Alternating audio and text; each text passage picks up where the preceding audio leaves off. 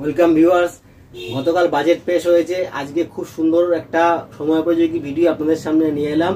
বিশেষ করে যারা ইনভেস্টমেন্ট করেন বিভিন্ন সেক্টরে, বিভিন্ন অ্যাসেট ক্লাসে, তাদের এটা জেনে রাখা দরকার যে ক্যাপিটাল গেইন ট্যাক্সের কি কি পরিবর্তন হলো।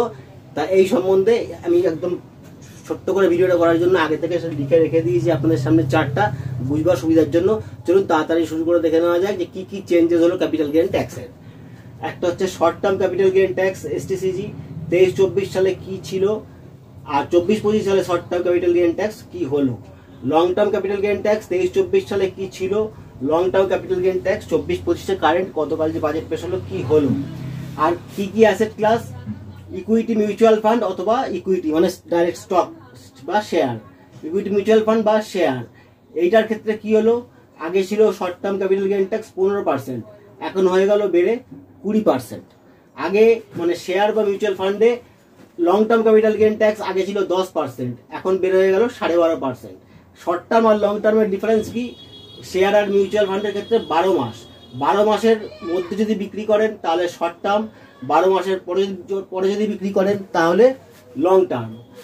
ডেট মিউচুয়াল ফান্ড অর্থাৎ যেগুলো শেয়ার মানে শেয়ার বা এতে নয়, ইকুইটিতে লাগায় না, যেখানে ইনভেস্টমেন্টটা করা হয় বিভিন্ন সিকিউরিটিজে, গভর্নমেন্ট সিকিউরিটিজ বা কর্পোরেট বন্ড, ডিবেঞ্চার, এখানে যে লগ্নিগুলো করা হয় date mutual fund. Date mutual ফান্ডে কি হলো, আগে ছিল কি short term capital gain tax আগে ছিল গত বছর ছিল কি স্ল্যাব রেট, মানে ট্যাক্স পেয়ার যেই স্ল্যাবে ওনার ট্যাক্স যেই ট্যাক্স স্ল্যাবে ওনার করতেন 10%, 20%, 30%, সেই ট্যাক্স স্ল্যাব অনুযায়ী তার ট্যাক্স হতো স্ল্যাব রেট।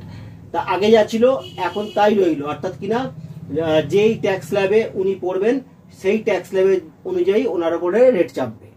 আর লং টার্মেও আগে ছিল স্ল্যাব রেট, এখনো রইল স্ল্যাব রেট, অর্থাৎ এখানে সেই ট্যাক্স ব্র্যাকেট অনুযায়ী উনি যেই ট্যাক্স ব্র্যাকেটে পড়বেন সেই ট্যাক্স ব্র্যাকেট অনুযায়ী ওনার ট্যাক্সেশন হবে, আলাদা আলাদা কোনো রেট নেই ডেট মিউচুয়াল ফান্ডে। লিস্টেড বন্ড, যে বন্ডগুলো লিস্টিং হয় স্টক মার্কেটে, যেগুলো কেনাবেচা করা যায় যে বন্ডগুলো, সেই বন্ডের ক্ষেত্রে কি হলো, আগে ছিল স্ল্যাব রেট শর্ট টার্মে, এখন হয়ে গেল শর্ট টার্মে 20%। লং টার্মে আগে ছিল 10%, এখন বেড়ে হলো 12.5%। এখানে কতদিন রাখলে শর্ট টার্ম আর লং টার্ম, 12 মাস। 12 মাসের মধ্যে বিক্রি করলে শর্ট টার্ম ট্যাক্স দিতে হবে 20%, 12 মাস পর বিক্রি করলে লং টার্মের ট্যাক্স দিতে হবে 12.5%।